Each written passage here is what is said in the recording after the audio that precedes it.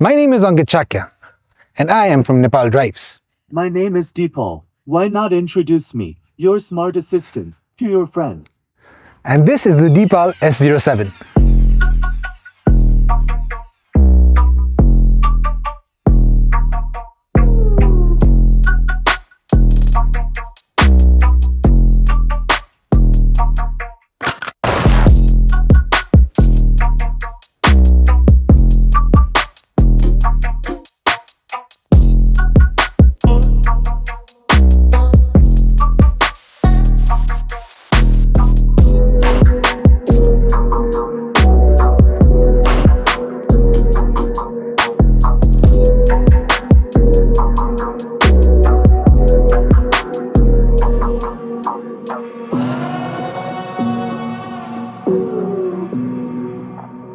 Like I said earlier, this is the Deepal S07, a mid-size electric SUV that comes from a sub-brand of Chang'an, which is China's oldest automobile manufacturer. The Deepal S07 looks stunning, and while people comparing it to the Urus is funny, it's not too surprising. It has a stunning stance, the profile has a good flow to it, and the car has a sense of presence that cannot be ignored. Now, there are many things that they mention in the press release, including their history, their collaborations for designs and for research. But one thing that really stood out for me was that these products are promised to be usable for 10 years or 260,000 kilometers. Now, when you're putting in 72 lakh of your own money into one car, that's the kind of thing that you want to hear. Now, this car comes in at 71.99 lakh, and this is what you get. A very handsome looking car that was made in Turin, Italy, if that is important to you. Now, the aerodynamic shape of this car gives it a drag coefficient of 0.258, which is very close to the Tesla SY, if that is important to you too. Up front, they've got LED daytime running lights, which they've called Star Petal. And to match, you've got Star Flame through-type taillights in the back. Cool names if you ask me. I like the sharp black cladding on the bottom. They add a sporty look along with a slightly sloping roof. Other elements like the frameless door windows, flush door handles, and spoilers with the high mount stop lamp all add to the overall positive aesthetics of the Deepal S07. But you're not buying the Deepal S7 just for its looks, are you? Thankfully, it has a feature list to match, and you'll see that immediately once I open the door and try to get in. The seats automatically roll back so that it's easier for you to get in. The seats themselves are made of artificial perforated leather, and they're very comfortable. Now, you've got power adjustments for both driver and passenger, but for the driver's seat you also get a lumbar support. They're ventilated as well. It's got a massive 15.6-inch touchscreen unit, which tilts automatically for better visibility. And it's got loads of features. Now, this is pretty much where you control the entire car from. For instance, you've got your AC controls right here. You can press this button to access the AC. Let me just turn it down for a bit so that it doesn't affect the mic. And then you can control your ventilated seats from here, or you can just put it down so that you've got a shortcut for easier access. Then you have your drive modes, Eco, Comfort, Sport, or there's a custom mode where you can customize your own driving style. And then you've got music, you've got your battery life display. There are a whole lot of things which we'll get into that you can control from this unit right here. The cabin itself is very well put together. You've got very premium elements everywhere. I can't really find plasticky, scratchy bits anywhere that kind of bothers me. All touch points are really nice to touch, basically. And then Deepal have called this a yacht-like extravagant design, which I think is alright. It's really nice. It's got good stitching. It feels opulent in many cases. Now, it has a wireless charging port for your phone with a cooling vent to keep your phone cool. Now, this also has another place for your phone, but it does not have wireless cooling. And then you've got two cup holders here, a storage unit here. It has a cooled glove box, cooled storage box. The glove box is right here. It has a nice opening action. You've got storage units here for your bottle and a couple of files, I guess. Not too much there. But I like this wood type finish. And then the buttons for your Windows operation and to open the door is pretty cool too. The seats are comfortable. There's good enough thigh support, and the back is also pretty comfortable. You're bolstered in, so you're not going to be moving around a lot. And then you've got good headroom, enough for me. It's very comfortable. You get a very good vantage point of where you're going.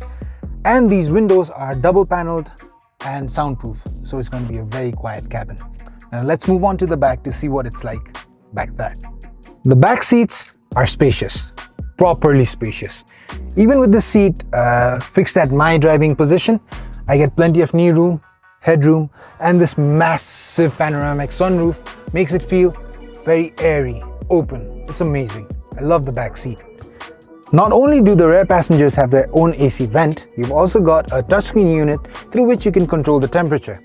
You've also got a button, a touchscreen button, which moves the front seat so that you have a little more leg space if you want it. And then you can also close the electronic sunshade with the press of a button. On the center, you've got an armrest with 2 cup holders, but you can still have it pushed back and seat 3 people very comfortably. It's a very spacious space here. I like it. You get more space value in the boot, which has a capacity of 445 liters, and a frunk with 125 liters of space. The gesture recognition was one that we thought was cool. You can also choose from various cabin modes that change the settings according to your activity. It does a nifty light show too. Does that remind you of any other car? The car remembers your seating positions. It automatically defogs the windscreen if fogging occurs. Place the phone on the charging pad and it wirelessly charges for you. If it rains, the window rolls up automatically. You can check on the back seat from the touchscreen display, which can be useful if you have a baby on board. There is a tiny sensor that detects if you are drowsy and warns you to wake up. Overall, it is a very smart car packed with features. Now with that out of the way, let's get behind the wheel and drive.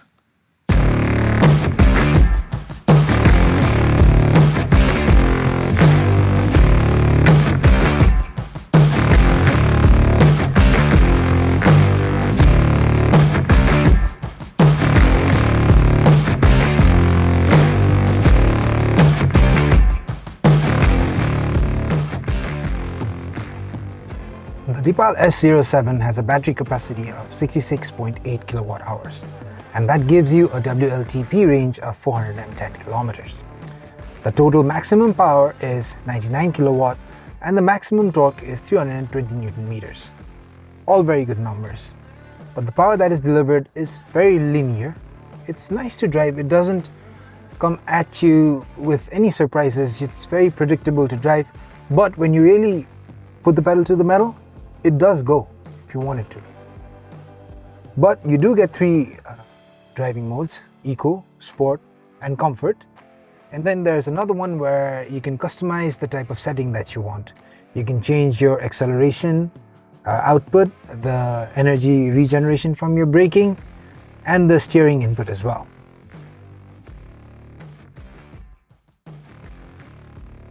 Eco mode is great for the city. You don't get a lot of aggressive feedback when you're stepping on the accelerator. It's smooth, it's decent, it's great for the city, like I said. But one qualm that I have is that the brake regeneration feels a little too aggressive, and I can't find any settings to really change that. The only way I can change the settings for the brake regeneration is if I go into the custom driving mode, and then I have like plenty of adjustability for the brake regeneration. But for Eco mode, I think there is a little too much brake regen. You're kind of, moving around a lot. You really notice it. But in Comfort mode, that goes away. It's really smooth to drive. It's the best of both worlds, basically.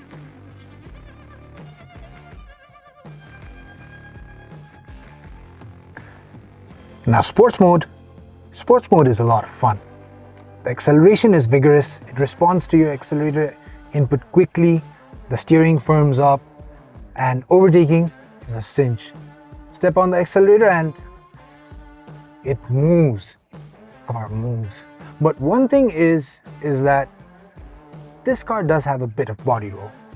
The suspension is also slightly on the softer side, so cornering isn't its strongest suit, but it is comfortable. And I think it's not worth complaining about because this is a mid-size SUV and we're pretty much not a sedan and we're higher up from the ground, so there's no point bickering about it. But it's something that I thought you should know. But yes, this is a rear-wheel drive car, so which makes it, in my opinion, a little more fun to drive. It gives it a little more traction and it adds to the sportiness of the drive. Yeah, it's fun. I also like the AR heads-up display. It relays the relevant information you need while driving and provides a very futuristic feel to the experience. But I did miss the conventional speedometer at times. Apart from your creature comfort features, this car has a lot of safety features as well.